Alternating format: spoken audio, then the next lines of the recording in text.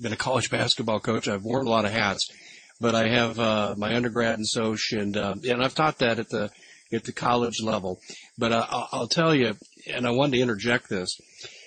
A lot of these people who were repulsed by the topic, I asked them, I said, well, what if this would be responsible for amazing life extension? And you could live 150, 200 years, and you wouldn't be alone because your friends could live that long too.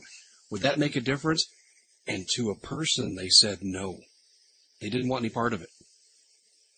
Well, that's interesting because if you read, and you can Google this, people listening to the show can Google this and read it, Professor Fukuyama. He is a conservative bioethicist. When I produced a documentary, by the way, called Inhuman. It's a 2-time Telly Award-winning documentary film, and it's got world-leading transhumanists, but it's also got bioethicists, including members of the U.S. President's Council on Bioethics. It's got top theologians from around the world. A little bit later, I'll tell your audience how they can get it free. But it was during the production of that documentary that we did a great deal of emailing back and forth between us and people that work with Professor Fukuyama. His whole thing is that you wouldn't want to live for 1 billion years. In a transhumanist condition, it would in his mind it would be equal to being in hell for eternity, because everything that makes us great as a species is what the transhumanists aspire to abandon. In other words, he goes into almost like the theology of suffering, right? Nobody really wants to suffer. But when we live our lives, we realize that our growth in empathy, what makes us a better individual, what makes us a better parent, what makes us a better friend, quite often are actually the things that we suffered in life that tempered our steel. It made us better. It made us deeper. It made us, more humanitarian. And so his whole thesis is that the very bedrock on which the utopian idea around transhumanism is premised would not just make us inhuman in the sense that we wouldn't be what God made anymore. We'd be monsters. We would become demonic. Because we would be so self-indulgent and lack in caring for other individuals. So I would just say to your audience, I'm kind of getting off track here, but I would say to your audience, go out and Google Fukuyama and read his rejections of the idea around transhumanism. It's very deep philosophy. It's very good. Now, I want to say something about the title of our conference, and then I'll move forward and kind of get back on what I was trying to say earlier about whether or not a transhuman would have a redeemable soul, which is a very important philosophical and theological question to me as a conservative Christian. I realize, Dave, that you have a broad audience and not everybody out there is a Christian, but I'll try to explain to them kind of where I'm coming from and why the University of London is terrified by me and Steve Quayle. But the title of our program, Hybrid Age, and you as a sociologist and with your background can kind of appreciate this because you've probably talked about some of these things too with your students. The hybrid age part of the title of our conference means exactly what it sounds like. It means that what we have already been doing and that most people in the community now are very familiar with, what we've been doing with genetically modified crops, for instance. What we've been doing with transgenic animals, which is mostly being driven by the pharmaceutical industry. You put human genetic material in an animal, you get around FDA regulations for human experiments to test new drug therapies, and that's what drives all of that. Human-animal chimeras, which are being created everywhere. They were back in the news again this week with the human sheep chimera, again, for the purposes of xenotransplantation. So they all have reasons around why they're doing what they're doing, but we're crossing over species barriers. And it isn't, by the way, just at the embryonic stage anymore. That's what most of these labs would want you to know. Again, you can do the research. I can send information to people that want to email me and ask about it. We're in China right now. We're talking about adult humans adult humans who are having their genetic makeup altered using CRISPR-Cas9 type gene editing technology and so forth, and in changing them in ways that are not in line with only the eradication of disease. In other words, for enhancement purposes, something that God himself did not create. So that's what we're going to be covering at this conference, that what we have been doing with animals and crops and whatever, we now fully intend to do to humans. And again, this is not far into the future, sci-fi, Star Trek, whatever. This is today and right now. We're doing it now. By the time we at the September conference, I'm hoping to be able to bring a transgenic animal to the conference with me. Steve's got roboticists that are going to be bringing things there, gigantic. Maybe I shouldn't be giving up all this stuff.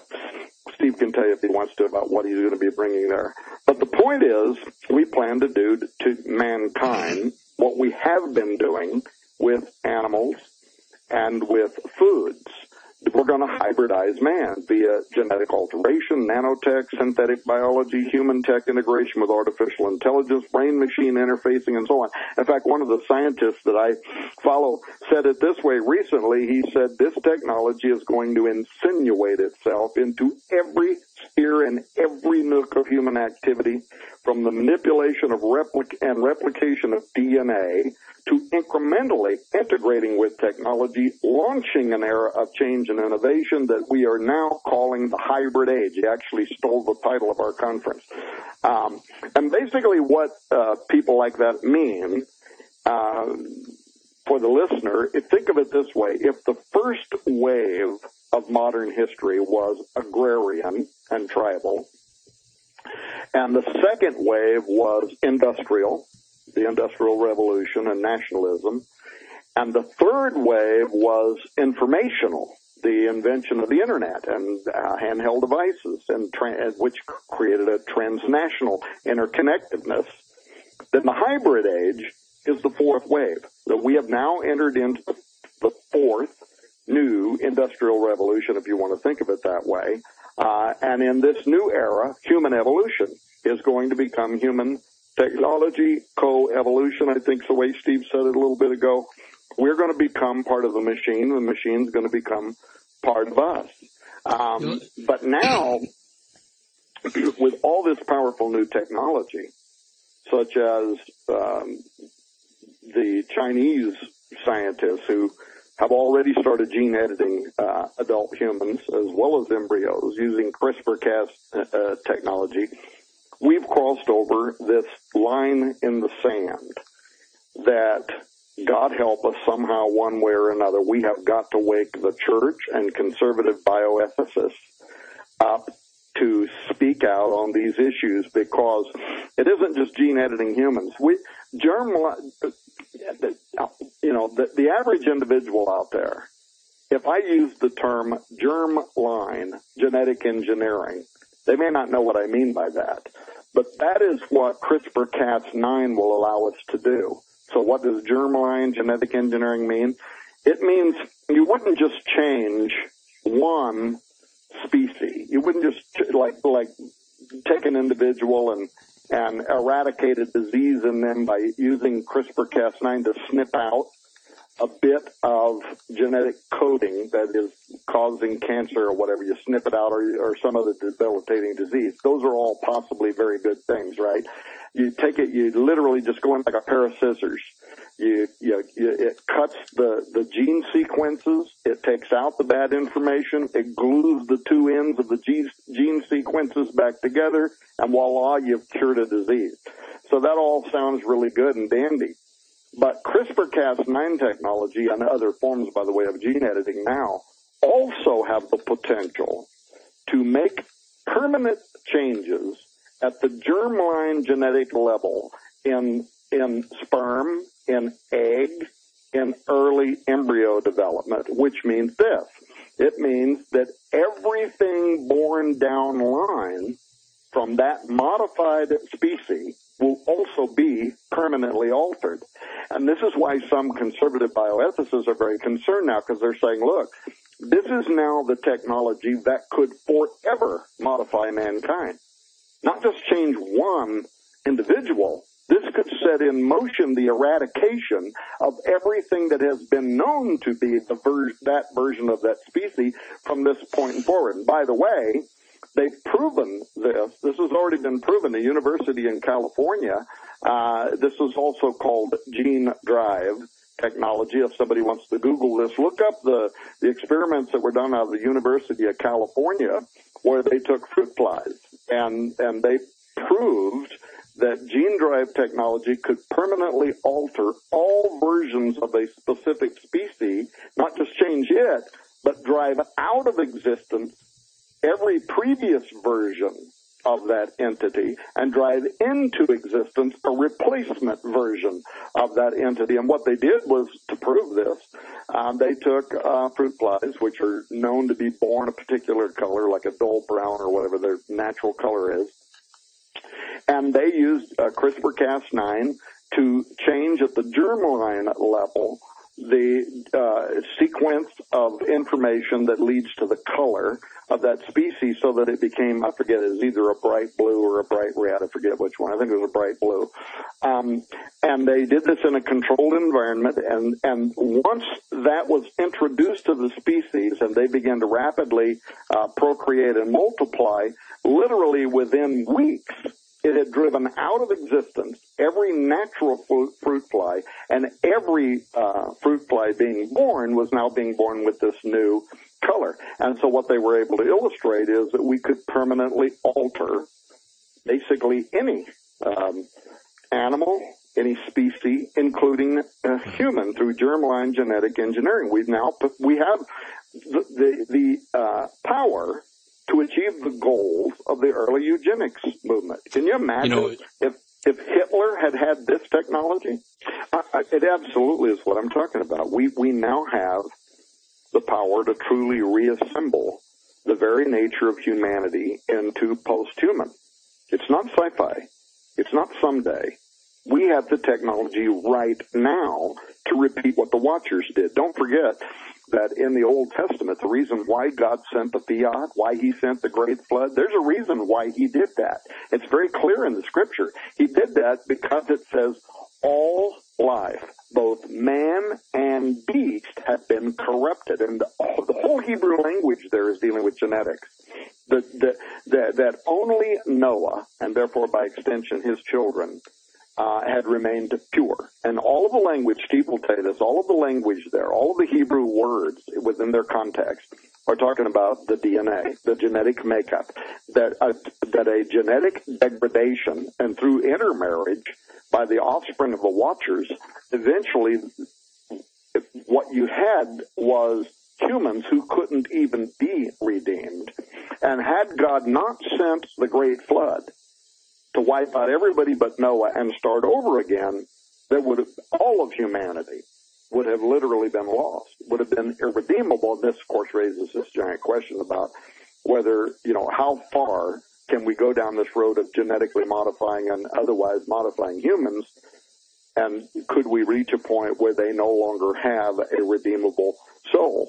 So debate over CRISPR-Cas9, this technology, germline engineering, these are the most critical issues facing the church today. And again, I'm not being cynical. I'm not being critical of churches. But I am scared to death that I don't see really anybody but me and Steve and our milieu, which is why the University of London and the peer-reviewed Zygon said that people are going to have to deal with this. Dealing with what is without doubt the most important theological, philosophical, critical issue, humanitarian, bioethical issue that the Christian community should be addressing today, and it does completely appear that the vast majority of the church is asleep at the wheel. They're not even talking, they're not even engaging the subject matter, and yet we're...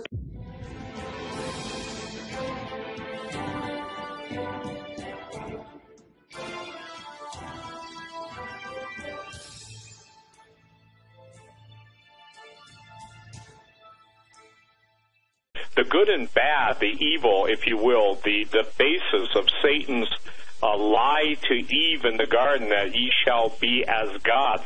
That is the overruling prime directive, Dave, of the entire transhumanism movement. The idea of AI is to try, and the devil tries to do end runs around God, but he forgets that God knows all of the rules and obviously spoke the worlds into existence, while Satan has to manipulate that which God spoke into existence. So the point being is that the whole idea, and by the way, one of the dying CIA station chiefs gave a friend of mine, I'll just say his first name is Will, a deathbed confession. That deathbed confession is in my book, Xenogenesis. I didn't write it. This was a deathbed confession talking about how the intelligence agencies are trying to open those gates to destroy the barriers that God created, to basically allow total hell to break loose on earth and to totally destroy mankind. Let's face it, you guys, and this is now I'm going into overdrive, Tom. The basis of all the billionaires are the elitists that are driving the, if you will, the engine of destruction of the human race. Even guys like, obviously, Elon Musk and those people who are, I would say, honest, Hugo de Guerres, talking about what this is at stake. Dave, you and I have done talk radio. Tom's done talk radio. In the early phases, we were quoting all these guys that want to basically terminate the human race.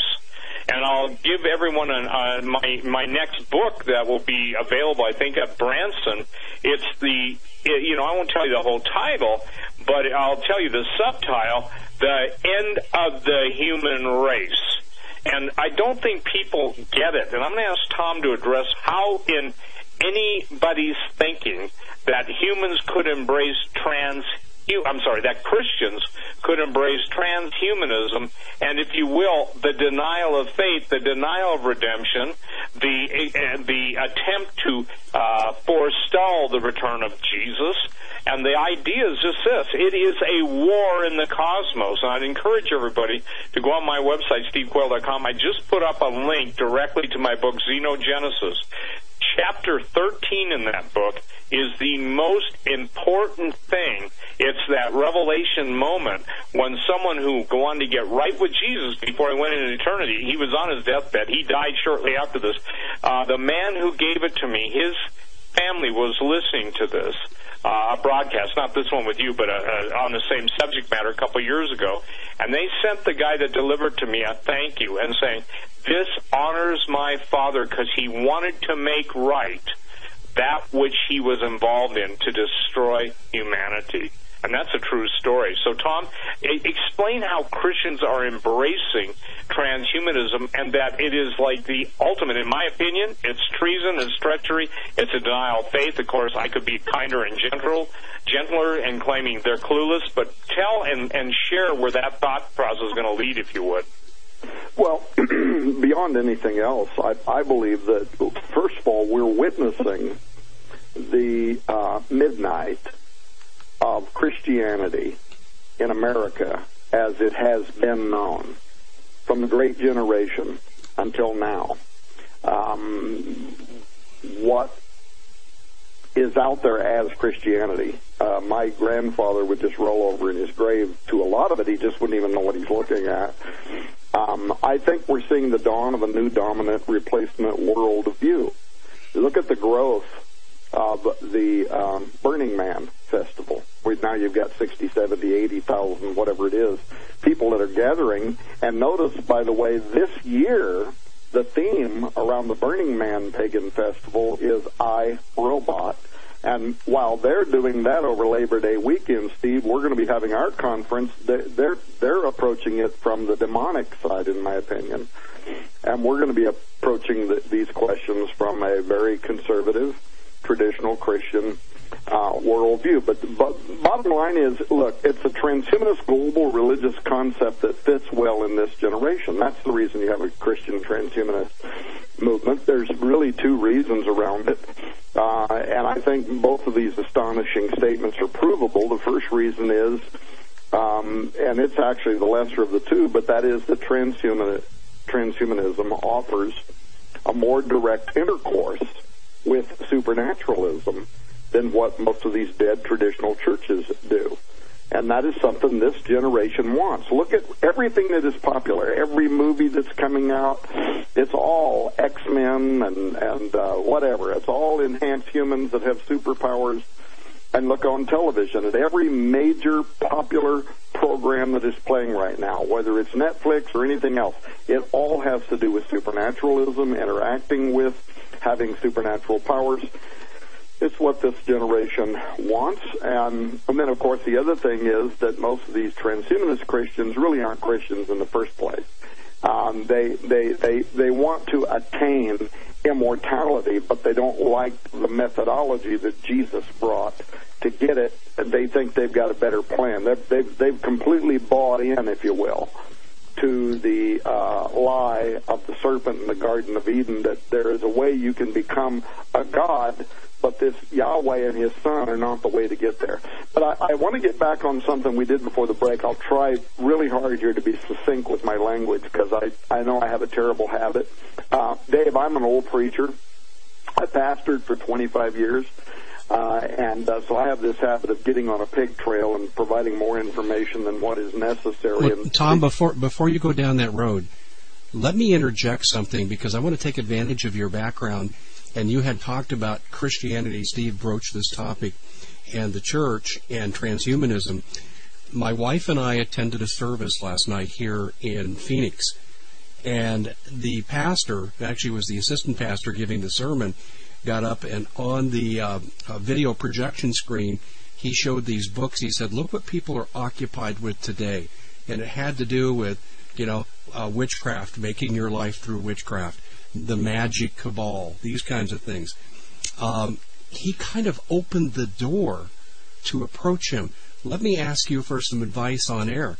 If someone else is in the same position I am and they've had a similar experience in church, how should they approach their pastor to make it more of an important topic to them? What would you recommend? Where should we start?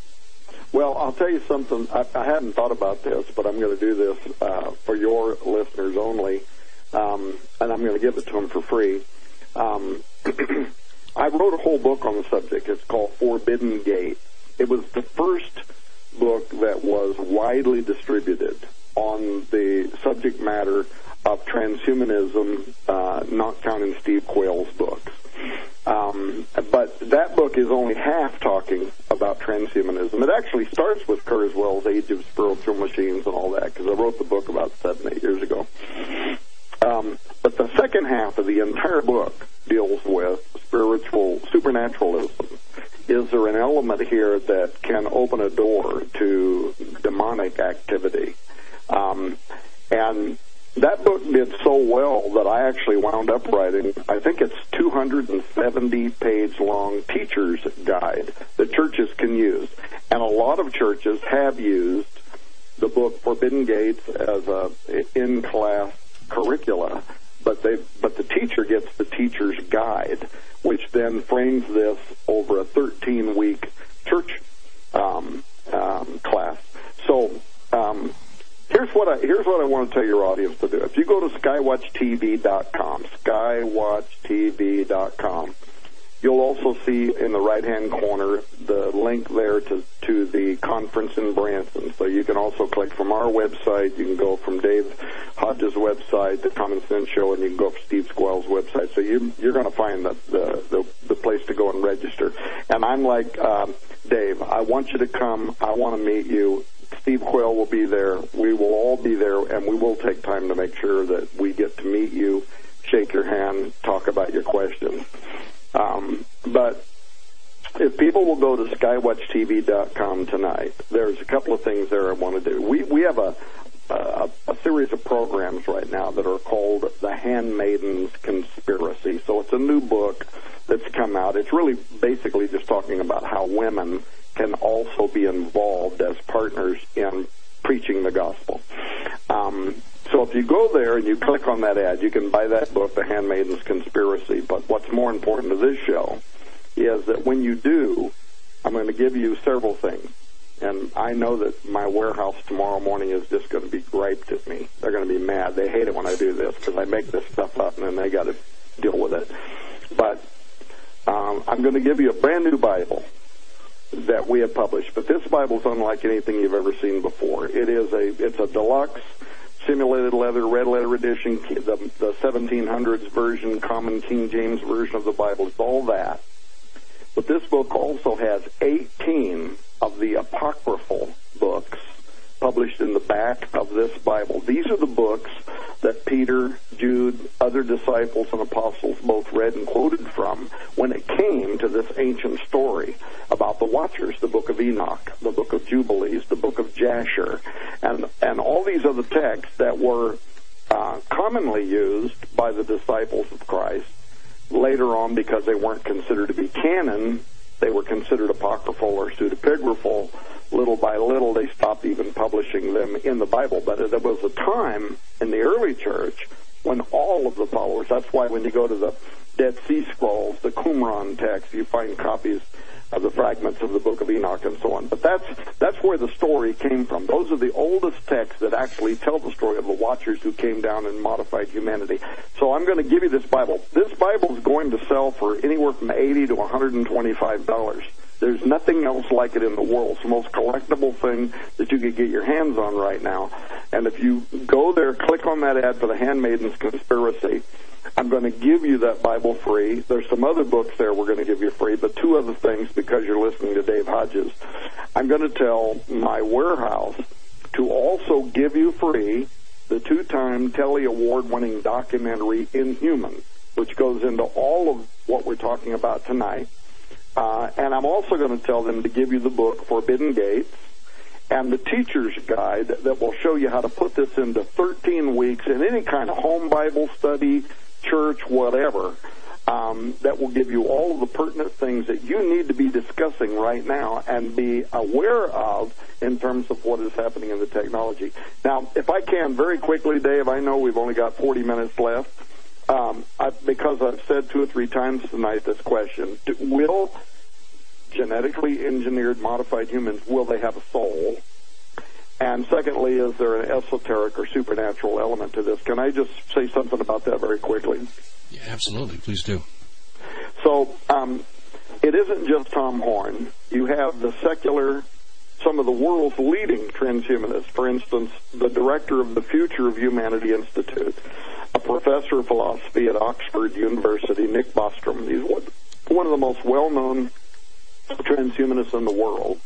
He is a leading advocate of transhumanism who sees other dimensions, other modes of perception being opened via human enhancement. Either you, Dave, or Steve a few moments ago raised this question. It's on, I haven't been to Dredge tonight, but it's evidently over there where more and more professors are using LSD, other mind-expanding psychotropic drugs, in order to expand their consciousness to a higher level of whatever. Well, Nick Bostrom from Oxford University envisions remanufacturing humans so that we don't have to use mind-expanding drugs. We can permanently alter the chemistry of our brains through merging ourselves with animals, plants, synthetic life forms, and so on, through, recombinant DNA, CRISPR-type genetic engineering, transgenic sciences. And if you go to his website and you read, he earned his PhD writing a thesis called Transhumanist Values. Go there and read it, because you'll see when describing the benefits of combining man with beast genetic material. He cites how things like this, how animals have sonar, magnetic orientation, sensors for electricity and vibration, other extra-human abilities. And he uses those to describe how the range of sensory modality for normal humans, as opposed to transhumans, could be greatly enhanced. We wouldn't be limited, in other words, to those things that are natural to humans. We could add what comes from animal, DNA strands. He talks there how there's no fundamental block to adding, for instance, the capacity to see an infrared radiation. or to perceive radio signals, perhaps to add some kind of telepathic sense by augmenting our brains. Well, here's the bottom line to this. Bostrom is correct in that the animal kingdom does have levels of perception beyond human. Some animals can sense earthquakes. They can smell tumors. We've shown this over and over again. Others, like dogs, can hear sounds as high as 40,000 hertz. Dolphins even higher, something like 80,000 hertz. It's also known that at least some animals see wavelengths beyond normal human capacity. And that's where things start getting kind of interesting, and I think supernatural. I'll tell you why I say that in a moment. But it's something that Bostrom may understand and even anticipate, and that is according to the biblical story of Balaam's donkey.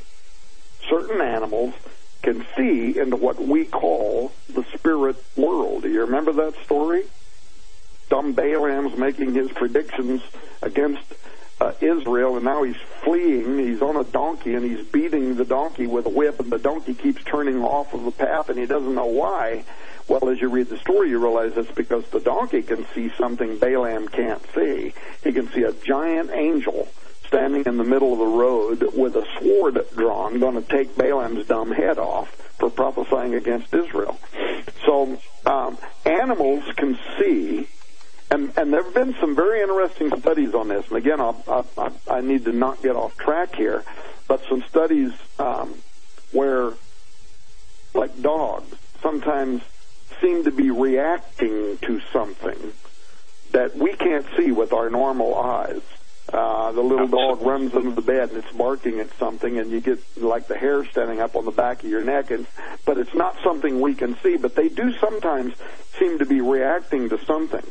So what Bostrom is saying is, instead of just using mind-expanding psychotropic drugs, or what the New Testament in the book of Revelation, chapter 9, might call pharmakia, instead of that, we could permanently alter the brain's chemistry and put ourselves into contact with other entities that might be there, supernatural gateways that exist within the mind that could be achieved through altered mental states,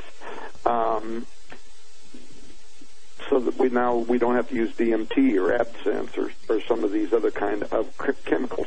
So here's the deeper question. Do transhumanists or do military scientists that are spending so much money now on the brain initiative starting under Obama, do they imagine kind of a permanent pathway, a connection with the beyond, the ability to see into other dimensions of the spirit world as a result of brain enhancement through integrating men with beasts? The whole storyline in the book of Revelation is very interesting in chapter 9, where it talks about, an angel comes down with the key to the bottomless pit, opens up the bottomless pit, and all these insectoids start coming up out of the earth and torturing humanity. But read that chapter through the end. It says, and yet, and this is talking about those being tortured, it says, and yet they repented not for the Greek word pharmakia, for their effort to open a doorway into supernaturalism using these mind-expanding drugs. So mankind is evidently intentionally trying to open a door to another dimension when this angel comes down and says, you asked for it, you got it, here they are, right? And yet they repented not of their intentional efforts. So, but this is happening in universities. I apologize here. I know I got to go quickly. The Arizona State University Templeton Foundation, they're funding a long series of mostly pro-transhumanist lectures over there called Facing the Challenges of Transhumanism, Religion, Science, and Technology, where they too, some of the instructors there, are talking about radical alteration of Homo sapiens that could open doors to unseen intelligence. They've been talking about this. In fact, you might recall a few years ago, they actually, Arizona State University launched a study to explore the discovery. It was called the Sophia Project. Do you remember this, Dave? Do you remember this, Steve? Yes, I do. Yeah, I do. Yes. Yeah, and the whole point about it, you can cue it and still read they've taken it down since then because Steve and I went on and did a bunch of programs, and so they took it down. But the Sophia Project, the whole point about it was to explore the discovery and communication with entities. And then they even went into describing what entities they were trying to put themselves into contact with. Greek goddesses, deceased people, spirit guides, otherworldly entities, extraterrestrials, a universal intelligence, something that others maybe call God. So there is this spiritual side. And imagine what this could mean then if government laboratories, working with unlimited budgets, SAPOC budgets, beyond congressional review, are even now decoding the gene functions, the DNA coding that God forbade, that the Watchers crossed over and led to the judgment of God, that can lead animals to have what? Preternatural capabilities of sense, smell, sight, snakes that can see into the ultraviolet array. When I came down off of Mount Graham, up there where the Lucifer device is being used, that's what it uses. It uses infrared like serpents have. And that infrared technology in the Lucifer device on Mount Graham, you can go to Google and type in infrared UFO and see side-by-side illustrations of deep space imaging that is happening with non-infrared tech and the Mount Graham Lucifer device. And on the one not using infrared tech, you don't see anything, just deep space, bunch of stars. Go to the other one, and it looks like a literal armada of UFOs flying around in deep space that can only be detected with infrared technology, like serpents have. And DARPA has already publicly written how they want to try to give super soldiers this type of infrared type technology. So there does seem to be a purpose that is operating behind the screens that has in its mind something that would modify at least entire populations of soldiers, genetically engineered Nephilim agents, if you want to use that kind of language, but humans who could hypothetically see into and maybe interact with invisible forces that the Bible would describe as demons or fallen angels. Yeah, I was going to say it's the gates of hell. It's the gates of hell, Tom.